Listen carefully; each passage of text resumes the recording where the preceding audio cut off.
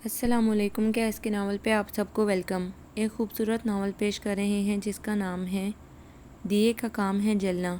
Novel کی writer ہے میمونہ خورشید علی۔ چلیے چلتے ہیں ناول کی جانب۔ رات میں نے بڑا ہی عجیب و غریب خواب دیکھا۔ دانیال نے حسب عادت معمول کا فقرہ دہرایا اور کرسی کھینچ کر ناشتے کی میز پر بیٹھ گئے۔ ارسلان ٹائی کی نوٹ بنا رہا تھا اور حنان اسکول بیگ میں الجھ رہا تھا۔ دونوں بیٹے باپ کی طرف متوجہ ہو گئے۔ ہیرا چابک دستی سے ناشتہ بنانے میں مصروف تھی۔ کوئی تو ایسی صبح نمودار ہو جس میں یہ سنوں کہ آپ نے رات کوئی خواب نہیں دیکھا، اور اگر دیکھا بھی تو وہ عجیب و غریب نہیں تھا۔ اس نے کلس کر سوچا اور دیدہ دانستہ ان کی بات پر توجہ نہیں دی، مبادا وہ اسے متوجہ پا کر خواب نشر مقرر کرنے پہ نہ بیٹھ جائیں۔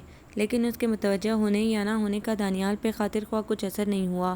ہر صبح وہ اپنا خواب باقاعدگی سے تازہ اخبار کی طرح سنا کر ہی دم لیتے تھے، جبکہ ہیرا نہ صرف ان کے اس خوابوں کے سلسلے سے سخت چڑھتی تھی، بلکہ خوابوں میں جھوٹ کی ملاوٹ اور ذاتی جوڑ توڑ پہ جزبز سی ہوتی رہتی۔ دانیال کو خواب سنانے کا اس قدر ملکہ حاصل تھا کہ سامعین کے آگے ایک سما سا بن جاتا۔ سننے والے ایسا محسوس کرتے جسے وہ خود اسی خواب کا حصہ ہوں۔ خواب سنانے کا انہیں شوق تھا، خبت تھا یا دل لگی، ہیرا کو کچھ سمجھ میں نہیں آتا تھا۔ سامعین کی تعداد چونکہ 2 تھی، اس لیے ہیرا کی روک ٹوک، جسے دانیال نے تقریب کاری کا نام دے رکھا تھا، کے باوجود دانیال کو سننے والوں کی حمایت و اکثریت حاصل تھی۔ روزانہ ناشتے کی میز پر دانیال کا خواب سنانے کا شوق اور ہیرا کے رد کرنے کی کوشش بڑی ہی دلچسپ صورت ہوا کرتی۔ اب بھی کچھ اسی طرح کی کشمکش سی جاری تھی۔ پاپا سنائیں نا، آپ نے رات کیا خواب دیکھا؟ ارسلان اور حنان نے پرزور فرمائش و خواہش کا اظہار کیا تو دانیال نے بڑے جوش و جذبے کے ساتھ زبان و بیان کا دھیان رکھتے ہوئے ڈرامائی انداز میں خواب سنانے کا آغاز کیا۔ ہیرا نے ایک اکتائی ہوئی نگاہ ان پر ڈالی، پھر بچوں کے آگے ناشتہ رکھتے ہوئے تنبیہاً بولی، بچوں جلدی سے ناشتہ کرو، دیر ہو رہی ہے۔ اس کے بولنے کی وجہ سے دانیال کا خواب ٹوٹا اور ساتھ ہی بچوں کا دھیان بھی بٹا تھا، اس لیے دانیال نے خواب کا آغاز نئے سرے سے کیا۔ یہ عذاب بھی اس کے لیے ناقابل برداشت تھا کہ اسے ایک ہی خواب کئی بار سننا پڑتا تھا۔ ہاں تو بچوں، میں بتا رہا تھا، خدا جھوٹ نہ بھلوائے، ایک پراسرار سا شخص میرے پیچھے لگا ہوا ہے۔ حالانکہ کنگال لوگوں کے پیچھے لگتا ہے، لوگ کنگال کے پیچھے نہیں لگتے۔ اس نے چائے کا کپ ان کے آگے رکھتے ہوئے استہزائی انداز میں لقمہ دیا اور جلد ہی ان کے سامنے سے ہٹ گئی۔ دانیال نے خشم کی نگاہوں سے اسے گھور کر دیکھا۔ پاپا سنائیں نا، پھر کیا ہوا؟ ارسلان نے متجسس لہجے میں عجلت سے پوچھا۔ سنی، تمہیں بہت شوق ہے خواب سننے کا، دیر ہو رہی ہے، ناشتہ کرو۔ ہیرا نے سختی سے اسے ڈانٹا تو دانیال کے تیور بگڑ گئے۔ اسے نہ صرف بچوں کو اسکول اور دانیال کو آفس بھیجنے کی جلدی ہوتی تھی، بلکہ خود بھی آفس جانا ہوتا تھا۔ ارسلان منہ پسور کر ناشتہ کرنے لگا، جبکہ حنان سست روی سے ناشتے کا سلسلہ جاری رکھے ہوئے تھا۔ آپ نے ناشتے میں کیا لینا ہے؟ آملیٹ یا فرنٹ ٹوسٹ؟ وہ دانیال کی طرف متوجہ ہو کر بولی، ان کے موڈ کی قطعی پرواہ کیے بغیر۔ دانیال کو اس کا یہ انداز سخت زہر لگتا تھا کہ وہ صبح ہی صبح اٹھ کر مشین بن جاتی تھی، سوائے کام کی بات کے کوئی بھی بات اسے زہر لگا کرتی، جبکہ دانیال کا موڈ صبح کے وقت دوسرے اوقات کی نسبت اس قدر فریش اور خوشگوار ہوتا کہ کچھ حساب نہیں۔ ہیرا ان کے اس خوشگوار موڈ اور بیجا اٹکھیلیوں سے سخت خائف تھی۔ وقت کی کمی اور کام کے دباؤ کے باعث اسے یہ سب کچھ زہر لگا کرتا تھا، اور ویسے بھی صبح صبح بیجا بولنا سننا اسے ہمیشہ ہی برا لگتا تھا۔ صبح کے پرسکون لمحوں میں سے خاموش رہنا زیادہ پسند تھا، جبکہ دانیال کی کیفیت اس سے بالکل متضاد ہوتی تھی۔ کیا لینا ہے، جلدی بتائیے نا، اس نے زچ ہو کر دوبارہ استفسار کیا۔ ایک عدد میٹھی مسکراہٹ انہوں نے والہانہ انداز میں اس کی طرف دیکھ کر فرمائش کی تو ہیرا جل کر رہ گئی۔ میرے پاس اتنا وقت نہیں ہے کہ پیٹ پوجا کے ساتھ آپ کے چونچلے بھی اٹھاؤں۔ اس نے دانت پیس کر ان کے آگے جھکتے ہوئے چائے کا کپ اٹھا کر اکتاہٹ سے لبریز سرگوشی میں کہا اور وہاں سے پلٹ گئی۔ وہ خاص خیال رکھتی تھی کہ بچوں کے سامنے وہ اور دانیال ایک دوسرے سے محتاط انداز میں پیش آئیں، کوئی بھی بدمزگی یا بدتمیزی والدین کے درمیان بچے محسوس نہ کریں۔ بدمزگی پر تو وہ کنٹرول کر سکتی تھی، لیکن دانیال کے لیے اپنی بدتمیزیوں پر کنٹرول رکھنا بڑا مشکل ہو جاتا تھا۔ بسا اوقات تو اپنے بیٹے ہی انہیں رقیب روسیا لگنے لگتے۔ غصے میں کام کرتی، اٹھا پٹک کرتی، ناراض سی بیوی انہیں اس وقت بہت پیاری لگ رہی تھی۔ غیر محسوس انداز میں وہ کرسی کھسکا کر اٹھے اور اس کے پاس جا کر کھڑے ہو گئے۔ اگر بچے ہم سے پہلے اسکول چلے جایا کریں تو کتنا اچھا ہو۔ انہوں نے اس کے بہت نزدیک جا کر سرگوشی کی۔ بہت اچھا ہو کہ آپ بچوں سے پہلے ہی گھر سے نکل جایا کریں۔ ہیرا نے اپنی پوزیشن بدلے بغیر ہی جواب دیا تو دانیال کہہ لگا کر ہنسے۔ آخر تمہیں صبح ہی صبح ہو کیا جاتا ہے، بیوی کم اور ہنٹر والی زیادہ لگتی ہو، پتہ نہیں کس کی شکل دے کر بیدار ہوتی ہو جو منہ غبارے کی طرح پھولا ہوتا ہے۔ آپ کے سوا تو کوئی نہیں ہوتا کمرے میں۔ ہاں، تو گویا آج تم نے اعتراف کر ہی لیا کہ تم میری شکل دے کر بیدار ہوتی ہو۔ مجبوری ہے اور تو کچھ نہیں۔ اچھا، دانیال اس کی طرف دیکھ کر مسکرائے، پھر اسی انداز میں دیکھتے ہوئے آہستگی سے دھمکی آمیز لہجے میں بولے، اگر سنی اور ہنی کا خیال نہ ہونا تو تمہاری طبیعت ابھی صاف کر دوں، مجبوری کس بلا کا نام ہے تمہیں پتہ لگ جائے۔ ہیرا نے کھا جانے والی نگاہوں سے انہیں دیکھا، پھر ایک دم فتح مندی سے مسکرا کر بولی، طبیعت تو صاف آپ کی ہوتی ہے جب میرے دونوں بیٹے میرے ساتھ محافظ کی طرح ہوتے ہیں، اسی لیے تو جان کر میں نے ان کا اور اپنا وقت ساتھ رکھا ہوا ہے۔ وہ جلا دینے والی مسکراہٹ کے ساتھ ناشتہ لے کر میز پہ بیٹھ گئی تو دانیال بھی پیچھے ہی آ گئے اور اپنی نشست پہ بیٹھے ہوئے بولے، بہت کمزور پوزیشن ہے میڈم آپ کی، یہ دونوں محافظ لوٹوں کی طرح کھڑے کھڑے بک بھی سکتے ہیں اور رفو چکر بھی ہو سکتے ہیں۔ ان کا انداز چیلنج کرنے والا تھا۔ ہیرا مسکرا کر بولی، سوال ہی پیدا نہیں ہوتا۔ اچھا ایسی بات ہے۔ دانیال سچ مچ سیریس ہو گئے، خدا جھوٹ نہ بلوائے ایسی ہی بات ہے۔ ہیرا نے ہنستے ہوئے چڑھانے والے انداز میں اترا کر ان کا جملہ دہرایا اور چائے کا کپ لبوں سے لگا لیا۔ سنی اور ہنی بیٹا، یس پاپا، کیا آپ لوگوں نے ناشتہ کر لیا؟ انہوں نے ان کے آگے رکھے برتنوں میں جھانک کر دیکھا۔ جی کر لیا، دونوں نے کورس میں جواب دیا۔ گڈ، اب آپ لوگ ایسا کریں دانیال سوچتے ہوئے بولے، ہاں آپ دونوں دیکھ کر آئیں کہ باہر کا موسم کیسا ہو رہا ہے، ہوا کس رخ پر چل رہی ہے اور آسمان پہ بادل کتنے ہیں۔ کیوں پاپا، آج کیا ہمارا پکنک پہ جانے کا پروگرام ہے یا ماما نے کپڑے دھلوانے ہیں جو ہم بادل گن کر آئیں؟ ہنی نے معصومیت سے آنکھیں پھیلا کر پوچھا تو ہیرا کی ہنسی چھوٹ گئی۔ پاپا موسم تو یہاں سے بھی نظر آ رہا ہے، ارسلان نے سامنے کھلی کھڑکی سے دیکھ کر کہا تو دانیال جز بز ہو گئے، پھر ذرا سنبھل کر بولے، دراصل آپ کی ماما اور ہماری شرط لگی ہے۔ آپ کی ماما کہتی ہیں حنان بیٹا شیر ہے، اب تمہیں یہ ثابت کرنا ہے کہ شیر کون ہے۔ دانیال نے دونوں بچوں کو اکسایا، بادل گن کر۔ ارسلان نے حیرت سے آنکھیں پھیلا کر پوچھا، نہیں، جو لون میں سب سے زیادہ پھول توڑ کر لائے گا اسے انعام بھی ملے گا اور وہی شیر ببر بھی ہوگا، ٹھیک ہے؟ دانیال انہیں تیار کرانے والے انداز میں بولے، نہیں بابا میں نہیں توڑوں گا پھول، میرے ہاتھ میں کانٹے چبھ جائیں گے۔ ہنی نے منہ بسوڑتے ہوئے کہا تو سنی ہنستے ہوئے کہنے لگا، لو پاپا میں تو بھلا مقابلہ ہی جیت گیا۔ ہیرا کا ہنس ہنس کے برا حشر ہو گیا تھا، سالے تجھے تو میری کوئی چھوٹی موٹی سی بیٹی ہونا چاہیے تھا۔ دانیال نے ہنی کو سختی سے گھرکا اور کرسی دھکیل کر کھڑے ہو گئے، پتہ ہے مجھے، پکے بدماش ہو تم دونوں۔ وہ بگتے چگتے کمرے میں چلے گئے۔ ارسلان ہنی کا مذاق اڑانے لگا تو ہنی سے باپ کا غصہ اور بھائی کا تمسخر برداشت نہ ہوا اور اس نے رونا شروع کر دیا۔ ہیرا نے برتن سمیٹتے سمیٹتے ارسلان کو برا بھلا کہا، پھر ہنی کو دلار سے چمکانے لگی۔ ہیرا ہیرا ہیرا تھوڑی ہی دیر بعد دانیال نے کمرے میں جا کر چنگاڑنا شروع کر دیا تھا۔ ہیرا جانتی تھی کہ انہیں اس وقت کسی بھی چیز کی ضرورت نہیں ہے، بہانے سے اسے اندر بلانا چاہتے ہیں۔ اس نے سارے بہانوں کے جواب باہر سے ہی دے دیے۔ آپ کا کوٹ ہینگر میں لٹک رہا ہے، رومال کوٹ کی جیب میں ہے، گھڑی ڈریسنگ ٹیبل پر رکھی ہے، پن بھی گھڑی کے پاس رکھا ہے، گاڑی کی چابی میرے پاس ہے۔ وہ حنان کے بال بناتے ہوئے باہر سے ہی فرمان جاری کر رہی تھی۔ دانیال اس کے فرمان سن کر تیر تلوار ہو گئے۔ ارسلان بیٹا جاؤ تم اپنا بیگ گاڑی میں رکھو، میں ہنی کو لے کر ابھی آتی ہوں۔ وہ جلدی جلدی بالوں میں برش مارتے ہوئے بولی تو دانیال کمرے سے نکل آئے۔ اگر تیاری مکمل ہو گئی ہو تو چلیے، انہوں نے غصے سے کہا۔ ہیرا کا اس وقت ہنسی ضبط کرنا مشکل ہو رہا تھا۔ ہاں چلیے، وہ جلدی سے بولی۔ کچن کا دروازہ بند کیا، احمد کی انگلی پکڑی اور ان کے پیچھے پیچھے چل پڑی۔ آپ ہمیں چھوڑ کر واپس آئیں گے یا سیدھے آفس جائیں گے؟ ہیرا نے گھر کا دروازہ بند کرتے ہوئے لاک لگا کر ان سے پوچھا، کیا مطلب تم نے آج آفس نہیں جانا؟ دانیال نے گاڑی کا دروازہ کھولتے ہوئے پلٹ کر اس کی طرف دیکھا، انداز بے لچک تھا۔ آفس تو جانا ہے مگر پہلے بچوں کے اسکول جاؤں گی، پرنسپل صاحبہ نے بلوایا ہے، سنی کی بہت شکایات ہیں، وہ مصروف سے انداز میں بولی۔ اور ہنی کی؟ وہ فرنٹ سیٹ پر بیٹھتے ہوئے بولے، ہنی تو میری جان ہے، یہ تھوڑا ہی تنگ کرتا ہے ٹیچرز کو۔ وہ حنان کو گود میں لے کر پیار کرتے ہوئے بولی، اس کا لہجہ ممتا سے چور تھا اور چہرے پہ نرم مشفقانہ مسکراہٹ گونج رہی تھی۔ انہوں نے بیک مرر سے دونوں بیٹوں اور بیوی کو دیکھا، منظر کچھ یوں تھا۔ ہیرا ہنی کے بال ٹھیک کر رہی تھی، ہنی اب بھی منہ بسور رہا تھا۔ ہیرا نے اس کے آنسو صاف کیے، پھر اس کے گال پہ بوسہ دیا، اس کا چہرہ دونوں ہاتھوں میں تھام کر اس کی پیشانی چومی۔ دانیال بغور دیکھ رہے تھے، پھر ایک عجیب سی جلن کے ساتھ انہوں نے ہارن دینا شروع کر دیا اور مڑ کر بولے، یہ پیار محبت کا سلسلہ ابھی اور کتنی دیر چلے گا؟ آ رہی ہوں۔ ہیرا نے ہنی کی طرف غیر مطمئن سے انداز میں دیکھ کر دروازہ بند کیا، پھر ان کے برابر میں آ کر بیٹھ گئی۔ آپ بھی حد کرتے ہیں، اتنی معمولی سی بات پر اتنی بری طرح سے جھڑکا ہے ہنی کو کہ وہ اب تک چپ ہونے کا نام نہیں لے رہا۔ صبح ہی صبح میرے بچے کا موڈ خراب کر دیا، وہ خفگی سے بولی تو دانیال مسکرا کر کہنے لگے، اور صبح ہی صبح جو بچوں کی ماں ہمارا موڈ خراب کرتی ہے وہ کیا ہے؟ بیٹوں کے لیے تو بہت پیار چھلکتا ہے، ہماری دفعہ میں ہی پیمانے خشک ہو جاتے ہیں بس۔ وہ مچلنے لگے تو ہیرا ان کی بات نظر انداز کر کے بولی، شام کو کچھ مصروفیت تو نہیں ہے آپ کو؟ کیوں، کیا مجھے کہیں آؤٹنگ پہ لے جانے کا ارادہ ہے تمہارا آج؟ وہ اب بھی غیر سنجیدہ تھے۔ مارکیٹ جانے کا ارادہ ہے، وہ خشک اور بے توجہ کے انداز میں گویا ہوئی تو ان کا سارا رومانٹک موڈ خارت ہو گیا۔ ارسلان سمری یاد کر رہا تھا، حنان اداسا بیٹھا باہر دیکھ رہا تھا۔ ہیرا اپنی بات جاری رکھتے ہوئے بولی، بچوں کے لیے اور اپنے لیے کچھ گرم کپڑے لینے ہیں، کچھ کچن کی خریداری بھی کرنی ہے، یہ لسٹ بنا لی تھی میں نے۔ وہ پرس سے لسٹ نکالتے ہوئے بولی، اور یاد آیا استری ٹھیک کرانے دے کر آئے تھے آپ، وہ بھی ابھی تک نہیں آئی ہے۔ اسٹور کی لائٹ بھی فیوز ہو گئی ہے، ایک ادر ٹیوب لائٹ بھی لینی ہے، یہ میں لکھنا بھول گئی تھی، شکر ہے مجھے یاد آ گیا۔ پین ہوگا آپ کے پاس؟ وہ اپنی دھن میں بولتی ہی جا رہی تھی، دانیال کی برداشت جواب دے گئی۔ انہوں نے اسے لسٹ چھین کر جیب میں ڈال لی۔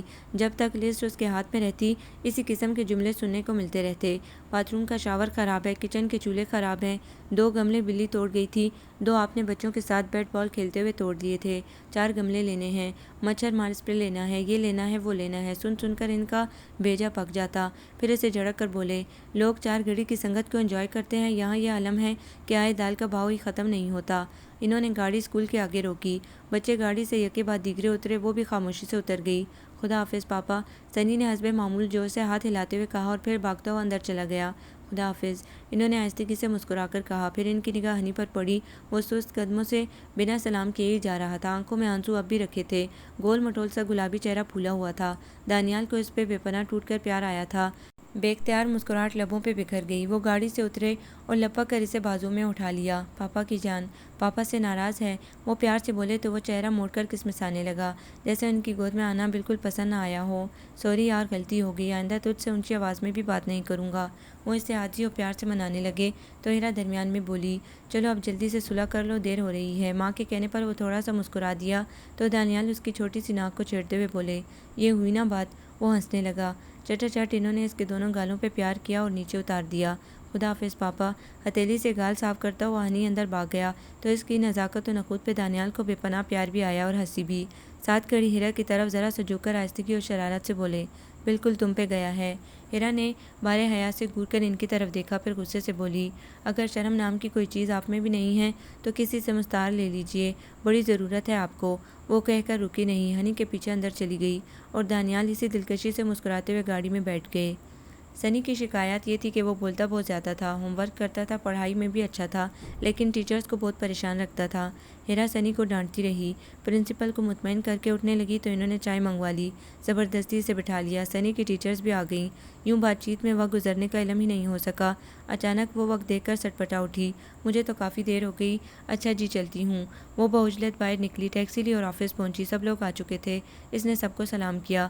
ایم ڈی صاحب آ گئے؟ اس نے چلتے چلتے ٹائپسٹ حنیف صاحب سے پوچھا۔ جی ہاں آ گئے، انہیں تو خاصی دیر ہو گئی آئے ہوئے، حنیف نے مہذب انداز میں جواب دیتے ہوئے کام جاری رکھا۔ اچھا، وہ اپنی سیٹ پر آ کر بیٹھ گئی۔ تھوڑی دیر بعد انٹر کام بجا۔ یس سر، وہ الرٹ ہو کر بولی۔ آفس کے تمام لوگ کنکھیوں سے اس کا جائزہ لینے لگے، بہت سے لوگوں کی آنکھیں مٹکیں، آنکھوں ہی آنکھوں میں چند اشارے ہوئے، اسے اس بات کا بخوبی ادراک تھا۔ مس ہیرا اندر آئیے، باس کا لہجہ سخت تھا۔ یس سر، وہ کرسی کھسکا کر اٹھی، آخر انہیں اس بات کا اندازہ کیوں نہیں ہے۔ فائل اٹھاتے ہوئے وہ جزبز ہوئی، میں آئی کم ان سر؟ یس، گڈ مارننگ سر۔ اس کا انداز پیشورانہ تھا۔ سلیم صاحب، یہ پیپر مجھے ابھی ٹائپ کرا کے بھیجے۔ Okay sir. سلیم فائل لے کر کمرے سے نکل گیا۔ مس ہیرا، یہ آپ کے آنے کا وقت ہے، وہ چیئر پہ جھولتے ہوئے بولے۔ سوری سر، کچھ دیر ہو گئی، میں آئندہ خیال رکھوں گی۔ کچھ دیر ہوئی ہے یا پورا 1 گھنٹہ لیٹ ہیں آپ؟ وہ گرج چمک کر بولے۔ وہ خاموش تھی۔ ہر روز آپ کو دیر ہو جاتی ہے، ہر دوسرے روز آپ چھٹی پر ہوتی ہیں اور جس دن احسان عظیم کرنے چلی آتی ہیں اس دن آپ کو جلدی چھٹی چاہیے ہوتی ہے۔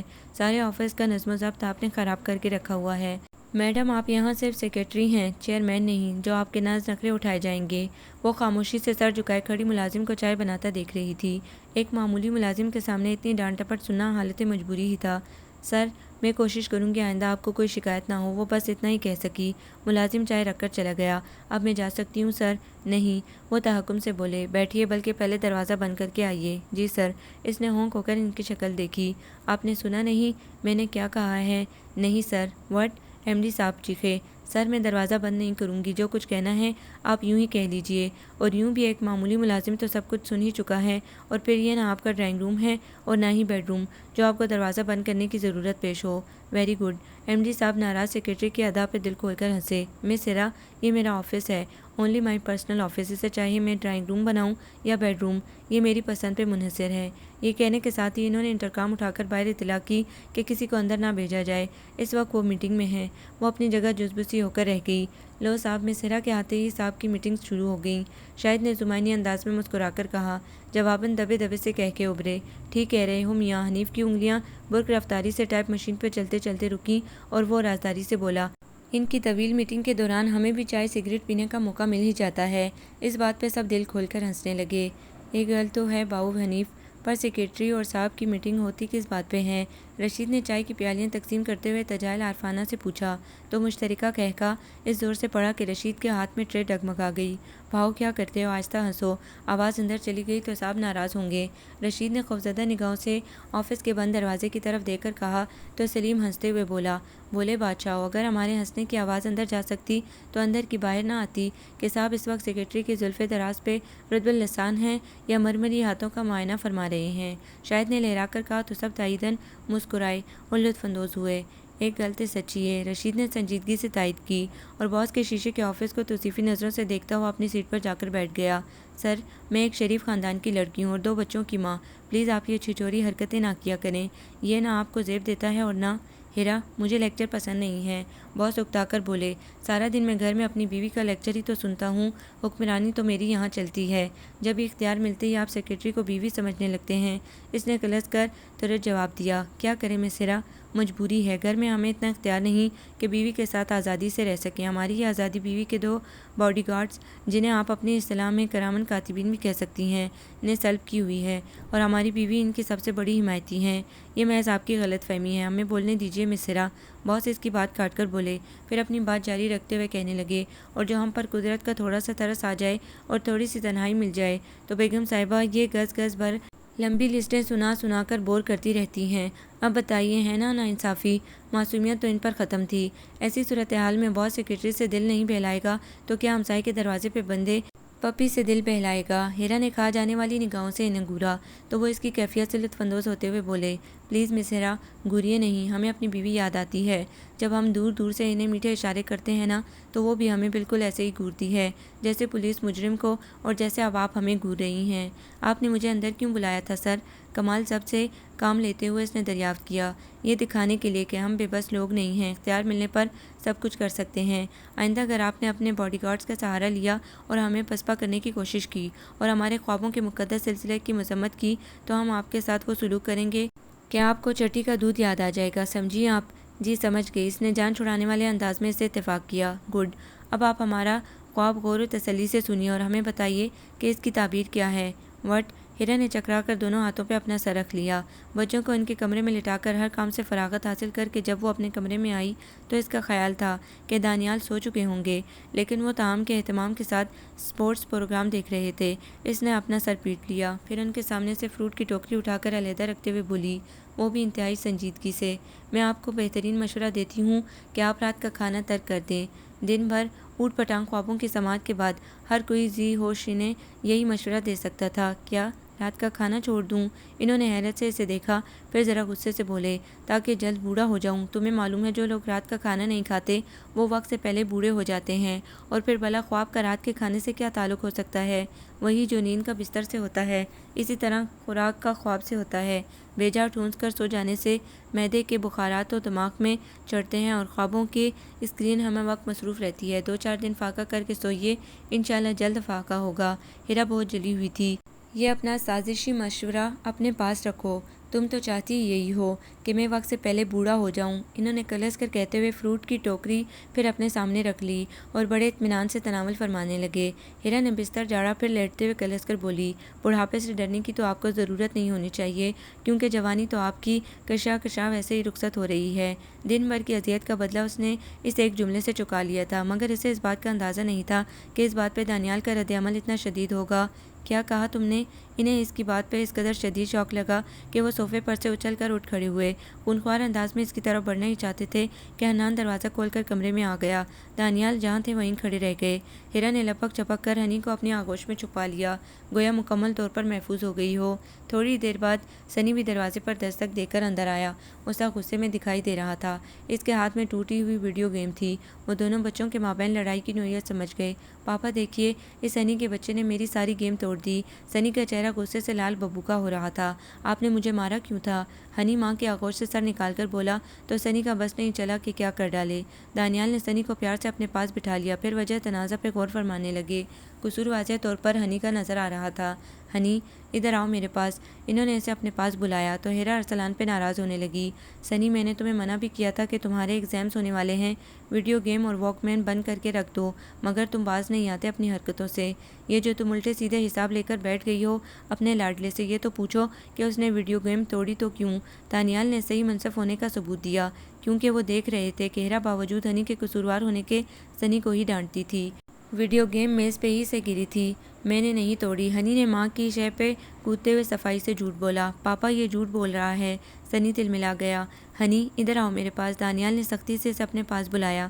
میں دیکھ رہا ہوں تم بہت شیطان ہوتے جا رہے ہو، نقصان بھی کرتے ہو اور جھوٹ بھی بولتے ہو۔ باپ کی سختی پہ اس نے حسب عادت رونا شروع کر دیا۔ رونے سے جان نہیں چھوٹے گی، اٹھو اور بھائی کو سوری کہو۔ دانیال اپنی جگہ سے اٹھ کھڑے ہوئے اور اس کے قریب آ کر بولے، اور آئندہ اگر تم نے اس قسم کی حرکت کی تو تمہیں الٹا لٹکا دوں گا۔ ہنی باپ کی دھمکی پہ خوفزدہ سا ہو کر ماں کا بازو سختی سے پکڑ کر کسمسانے لگا۔ اچھا، اب اتنا ہی کافی ہے، ہیرا نے دبے دبے لہجے میں کہا۔ ہنی پہ وہ کسی کی بھی سختی برداشت نہیں کر پاتی تھی۔ تم چپ کرو، یہ سب تمہارے بے جا لاڈ پیار کا نتیجہ ہے، تم سے تو مجھے ابھی بات میں نمٹنا ہے۔ وہ ہیرا کو گھورتے ہوئے بولے، تم اٹھتے ہو یا تمہارے لگاؤں تھپڑ؟ اب ان کی توجہ بیٹے پر تھی۔ ہنی تیر کی طرح سیدھا ہو گیا۔ یہ حقیقت تھی، دونوں بچے باپ سے ہی ڈرتے تھے۔ اول تو دھمکانے کی ضرورت پیش نہیں آتی تھی، ہیرا کی دھمکی ان دونوں کے لیے کافی ہوتی تھی کہ تمہارے پاپا سے کہہ دوں گی، اور وہ بس اسی ایک جملے میں سنبھل جاتے۔ حالانکہ دانیال جب غدر مچانے پہ آتے تو دونوں بچے ان کے ساتھ ہوتے تھے، ہر طرح کی فرمائشیں بھی وہ باپ سے منواتے، مگر پھر بھی وہ باپ کی دھمکی اور گرکی پہ ہی سنبھلتے تھے۔ سنی سے زیادہ ہنی باپ سے خائف اور خوفزدہ رہتا تھا، کیونکہ اکثر ڈانٹ اسی سے ہی پڑتی تھی۔ فطری طور پر سنی باپ کی طرف اور ہنی ماں کی طرف زیادہ تھا۔ ہنی نے اٹھ کر بھائی کو سوری کہا اور سنی نے اسے لفٹ نہیں کرائی اور اپنی گیم میں الجھتا رہا۔ ہنی جا کر ماں کی گود میں پھر لیٹ گیا تو دانیال نے گیم اس کے ہاتھ سے لے لی، پھر اسے پیار کرتے ہوئے بولے، بری بات ہے، بھائی نے ایکسکیوز کیا ہے تو اسے معاف کر دو اور یہ گیم یہیں رکھ دو، معمولی سی ٹوٹی ہے، میں جوڑ دوں گا۔ ارسلان نے باپ کی بات پہ عمل کرتے ہوئے ہنی سے ہاتھ ملایا۔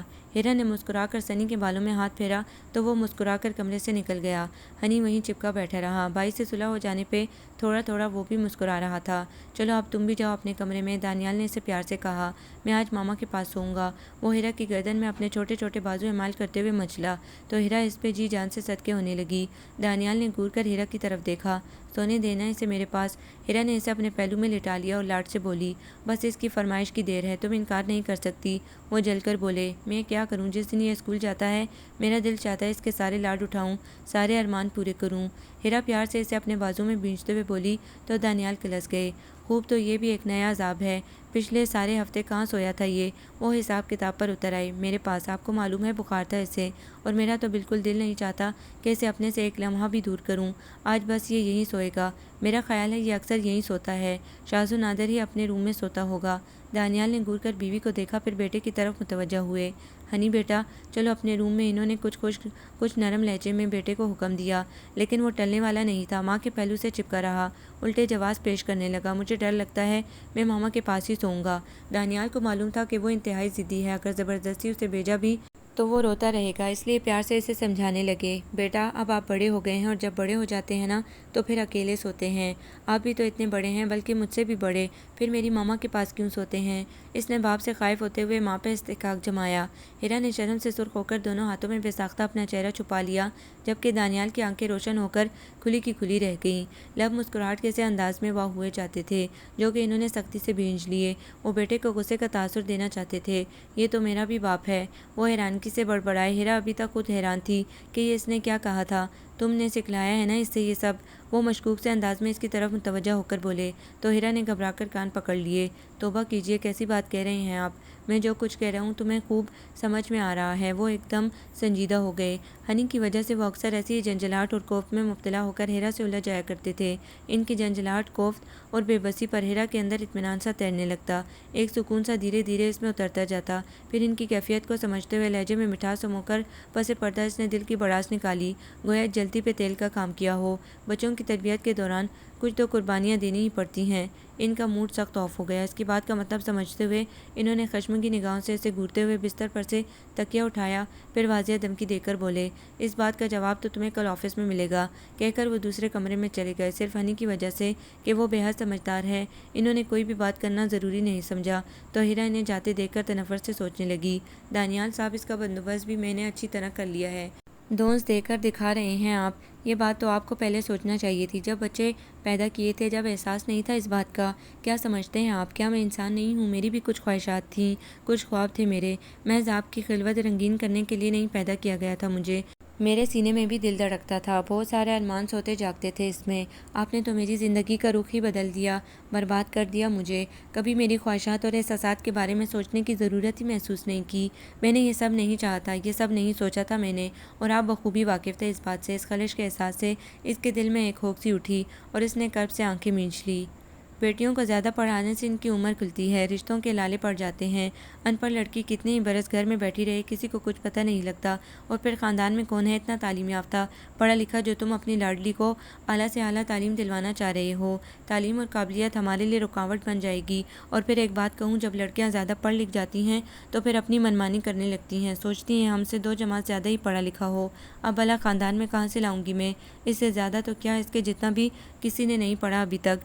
زمانہ بدل گیا ہے، خدا نے چاہا تو سب ٹھیک ہو جائے گا۔ پڑھنے دو اسے، مت روکا ٹوکا کرو اسے۔ اور پھر اس کی عمر ہی کیا ہے ابھی جو تمہیں اس کی شادی اور رشتوں کی فکر لگی ہوئی ہے؟ حد کرتے ہیں آپ بھی۔ بیٹیوں کے والدین فکر نہیں کریں گے تو کون کرے گا؟ عائشہ اور ناہید کے 2 بچے ہو گئے تھے اس عمر میں جس میں تمہاری صاحبزادی اب تک پڑھ رہی ہے، تو پھر کیا ملا اتنی جلدی جلدی بچیوں کو بیاہ کر؟ وسائل کی کمی، مسائل کا انبار، سمجھ بوجھ ابھی آئی نہیں تھی کہ گود میں بچے آ گئے۔ ناہید آج خود کچھ پڑھی لکھی ہوتی تو اپنے بچوں کی کفالت خود کر لیتی۔ ذلت اور رسوائی سے سکون کے ساتھ زندگی گزارنے سے تو بہتر تھا کہ وہ اپنے بچوں کو علیحدہ لے کر کہیں اور بیٹھ جاتی۔ ارے بس رہنے دو، ایسی چال چلو جو دنیا چلتی آ رہی ہے۔ آج اگر ناہید پڑھی لکھی ہوتی تو اتنی سعادت مندی سے سسرال میں ہی نہ رہ رہی ہوتی، عدالت میں چلی جاتی، اپنی کمائی کی شے پہ شوہر سے طلاق کا مطالبہ کرتی۔ ایک طلاق یافتہ عورت کے معاشرے میں کیا عزت ہے، اس بات کا تمہیں بخوبی اندازہ ہے۔ کیا عزت رہ جاتی پھر؟ ہماری شکر ادا کرو، جیسے بھی اپنے گھر میں ہیں۔ ہاں بس شکر ہی ادا کر رہا ہوں، خدا بیٹیاں دے تو ان کے نصیب بھی اچھے دے، اسی لیے تو کہہ رہی ہوں ظہیر اچھا لڑکا ہے۔ زبیدہ بھی بہت اصرار کر رہی ہے، اپنے ہیں، دیکھے بالے ہیں، بس تم ہیرا کے لیے ہاں کہہ دو۔ میں نے تم سے پہلے بھی کہا تھا کہ تم اس قصے کو ختم کر دو، پھر تم نے ہیلے بہانے سے یہ قصہ چھیڑ دیا۔ اسلم اور اشرف بھی دیکھے بالے تھے، کان کھول کر سن لو، میں ہیرا کو ہرگز وہاں نہیں دوں گا۔ ارے میں پوچھتی ہوں برائی کیا ہے؟ نرا جاہل ہے وہ، اور اس سے زیادہ کیا برائی ہوگی؟ تو تمہاری بیٹی کے لیے کون سا افلاطون آئے گا جو اسے جاہل کہہ رہے ہو؟ مرد کی کمائی دیکھی جاتی ہے، تعلیم نہیں۔ ابھی تو دال برابر تعلیم حاصل نہیں کی تمہاری بیٹی نے، جب تمہارے یہ نخرے اور ٹھاٹھ ہیں، کل اگر وہ کچھ بن گئی تو خود منہ سے کہہ دے گی کہ مجھے یہ پسند نہیں، مجھے وہ پسند نہیں۔ تعلیم کے بعد بے لگامی اور بے حیائی سب سے پہلے آتی ہے، پھر بیٹھے رہنا سر پکڑ کر۔ بیٹی کے رشتے وقت کی طرح ہوتے ہیں، واپس نہیں پلٹتے، جانتا ہوں میں، لیکن اچھے رشتوں کے لالچ میں اگر تم پہلے بھی 2 غلطیاں کر چکی ہو، میں نہیں چاہتا کہ اب بھی جلد بازی میں ایسا ہی تیسرا فیصلہ ہو۔ ہیرا کے ابا، یہ تو بیٹیوں کے نصیب ہوتے ہیں، والدین اولاد کے لیے اچھے نصیب کی دعا تو کر سکتے ہیں، تقدیر سے لڑ تو نہیں سکتے۔ میں نے کب سوچا تھا کہ میری بچیوں کے ساتھ ایسا ہوگا؟ خدا ہمیں بیٹا دے دیتا تو ہیرا کی تعلیم پہ انگلیاں نہ اٹھتیں۔ اب لوگ سمجھتے ہیں کہ ہم ہیرا کو پڑھا کر اپنا بازو بنانا چاہتے ہیں، بیٹی کی کمائی کھانا چاہتے ہیں۔ پھر زمانے کی طرف دیکھتی ہوں تو ہول اٹھتے ہیں، کوئی کسی کا نہیں ہوتا، جانے کب آنکھ بند ہو جائے۔ میں جانتی ہوں اس کی عمر نہیں ہے ابھی، مگر میں یہ بھی جانتی ہوں اتنا شعور آ جانے کے بعد اس کے لیے اور مسائل کھڑے ہو جائیں گے۔ زمانہ اسے قبول نہیں کرے گا۔ ہم جس ماحول میں رہتے ہیں اس سے ہٹ کر کیسے سوچ سکتے ہیں؟ ہمارے ماحول میں تعلیم جتنی زیادہ ہے اتنی ہی بڑی گالی ہے، اور پھر بیٹیوں کے والدین کو بیٹیوں کی تعلیم سے زیادہ تربیت کی فکر کرنی چاہیے۔ گھر سلیقے سے سجتے ہیں، ڈگریوں سے نہیں۔ آہا کیا کروں، ایک اچھا استاد ہو کر بھی میں اپنی بیٹی کی تعلیم کے معاملے میں بحث میں تم سے کبھی نہیں جیت سکتا، شاید اس لیے کہ تم ہمیشہ بیٹیوں کی ماں بن کر سوچتی ہو اور سوچتی رہو گی، اور بیٹیوں کی ماں ہمیشہ ان کے اچھے برے کی فکر میں رہتی ہے اور اس سے آگے پیچھے کچھ نہیں سوچتی۔ ابا نے ہمیشہ کی طرح اماں کی نظریاتی جنگ کے سامنے ہتھیار ڈال دیے اور وہ ہمیشہ کی طرح سب کچھ سنتے ہوئے خاموشی سے اپنے کام میں مگن رہی۔ اماں کے خیالات سن کر اسے دلی افسوس ہوتا، مگر وہ کیا کر سکتی تھی؟ اماں کو تو معمول تھا ہر آتے جاتے رشتے پہ ابا سے جھگڑنا اور انہیں قائل کرنے کی کوشش کرنا۔ اس کے لیے بس اتنا ہی اطمینان کافی تھا کہ ابا اس کے حق میں تھے۔ اسے پڑھنے کا بچپن سے بے حد شوق تھا، وہ کچھ بننا چاہتی تھی، کچھ کرنا چاہتی تھی۔ اس کی سوچ ان تمام لڑکیوں سے ہٹ کر تھی جن کے ساتھ وہ پلی بڑی تھی۔ پڑھنے کا، کچھ بننے کا اسے جنون سا تھا۔ اپنی پڑھائی کی خاطر وہ اماں سے کچھ بھی سن لیتی، ان کو ہمیشہ راضی رکھنے کے لیے اپنے آرام کو فراموش کر کے کام میں لگی رہتی۔ لیکن اماں اس کے کام کاج سے مطمئن نہیں تھی۔ بڑی آپا اور چھوٹی آپا کی طرح اسے بھی بہت سے گن سکھلانا چاہتی تھیں، مگر اسے چڑ ہوتی ان باتوں سے۔ بڑی آپا اور چھوٹی آپا کی طرح بستروں کی چادریں کاٹنا، کریشے کے ڈیزائن بنانا، تکیوں کے غلاف، یہ مور تتلی چڑیا بنانا اسے دیکھ کر ہی کوفت ہونے لگتی تھی۔ پھر وہ یہ سب سلیقہ شاعری کے سرٹیفکیٹ اپنے جہیز میں لے گئی، اپنی ہر ایک چیز کو اس قدر سیند کر رکھتی کہ نند یا ساس کچھ مانگ لیتی تو ان کا صاف انکار ہوتا۔ پھر وہی روایتی جھگڑے، محدود سوچ، درجن بچے، ایک جیسے مسائل، شوہر پرستی۔ وہ یہ سب نہیں چاہتی تھی۔ اس کی نظر میں زندگی کچھ اور تھی، بہت مختلف اور صاف شفاف۔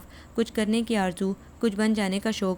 اس کا آئیڈیل وہ عورتیں نہیں تھیں جو اماں کی طرح یا بڑی آپا، چھوٹی آپا کی طرح دن رات گھر کی چکی میں پستی رہتی ہیں، دن بھر کی کمائی کی اجرت شوہر کی ایک میٹھی مسکراہٹ سے طلب کرتی ہیں۔ اسے دنیا کا ہر شوہر خود غرض لگتا تھا۔ مرد اپنی غرض کی خاطر عورت کے نزدیک آتا ہے اور بس، جو کچھ کما کر لاتا ہے اسے اپنا فرض نہیں، بیوی پہ احسان سمجھتا ہے۔ مہینے کے آخر میں خرچہ پورا نہیں ہوتا تو ساری محبتیں پس پش چلی جاتی ہیں، باقی رہتا ہے تو پیسے کا حساب کتاب۔ یہ سب اس کے خواب نہیں تھے۔ وہ خود کو معتبر بنانا چاہتی تھی، تعلیم سے آراستہ کر کے اپنے پاؤں جمانا چاہتی تھی۔ کبھی وہ خود کو خوابوں میں عدالت کے کٹہرے کے سامنے کالے کوٹ میں ملبوس بے تکان بحث کرتا دیکھتی، کبھی مشکل آپریشن کرتے ہوئے کسی سرجن کی صورت میں خود کو پاتی، کبھی طالبات کی ہر دل عزیز پروفیسر بن جاتی، کبھی انجینئر، کبھی پائلٹ۔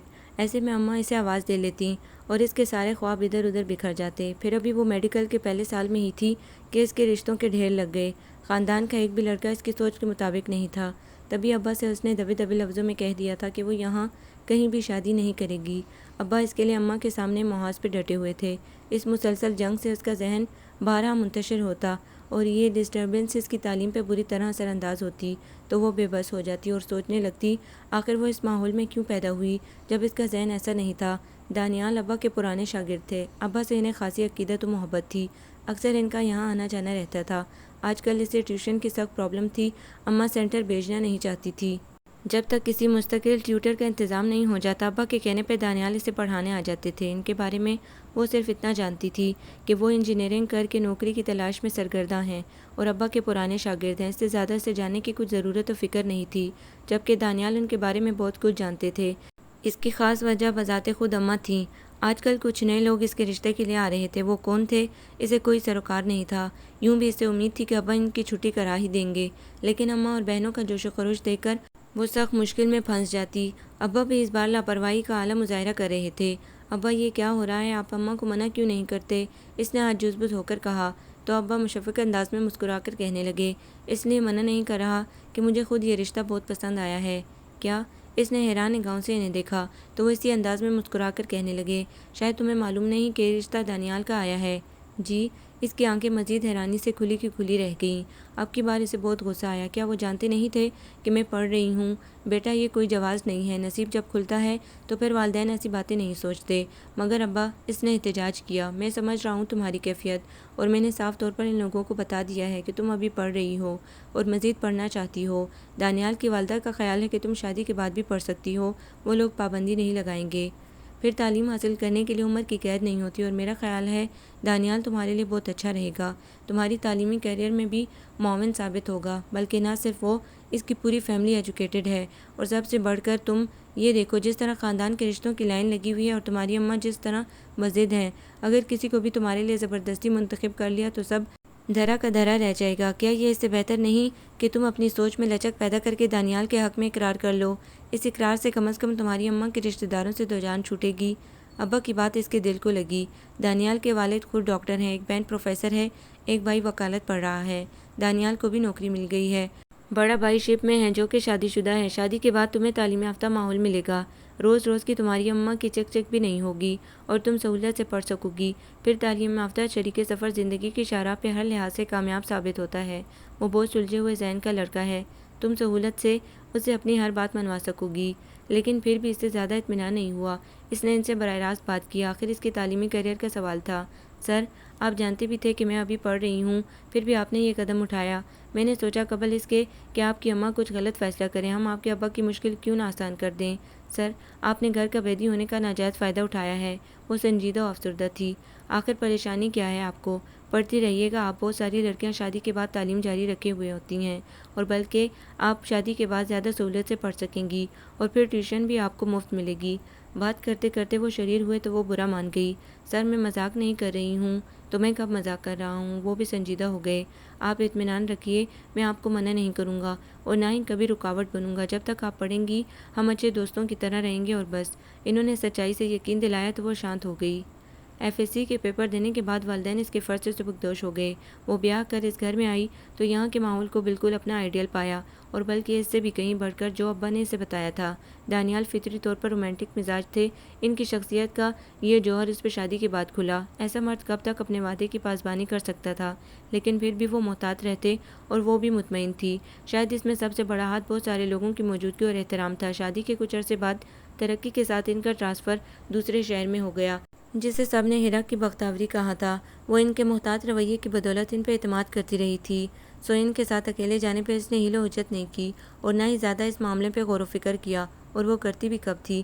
بس ہمہ وقت اپنی منزل کو پانے کی جستجو و خواب میں رہتی، یہاں تک کہ زندگی کی کایا پلٹ جانے کے بعد بھی وہ یہی سمجھتی رہی کہ بس اس کے نام کے آگے ایک دوسرے مرد کا نام لگا ہے، اور باقی سب کچھ ویسا کا ویسا ہی ہے۔ یہاں اگر فی الوقت اس کی مصروفیت نئے گھر کی زیبائش و آرائش تھی، دانیال صبح آفس جاتے، شام کو واپس لوٹتے۔